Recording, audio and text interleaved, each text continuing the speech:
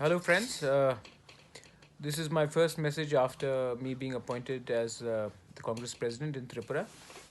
सबसे पहले मैं सबको पिछले 3-4 दिन से बहुत सोशल मीडिया में आवाज़ चल रहा है कि अब क्योंकि प्रद्योत या बुबागरा कांग्रेस में अब प्रेसिडेंट हो चुका है तो वो अपना पोजीशन चेंज कर लेगा कोई भी इश्यूज़ में हो।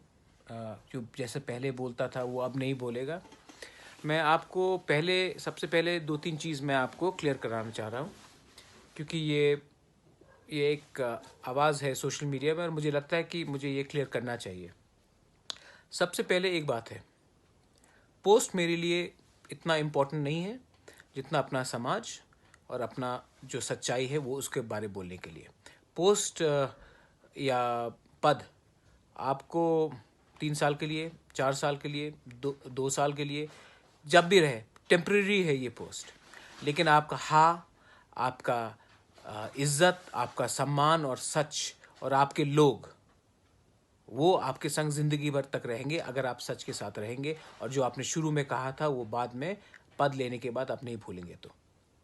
तो उसमें मैंने पहले से अभी मैं आपको सबको क्लियर कराना चाहता हूँ कि प्रद्योत विक्रम माणिक्य देबबर्मा जो पहले बोलता था, आज प्रेसिडेंट होने के बाद मैं अपना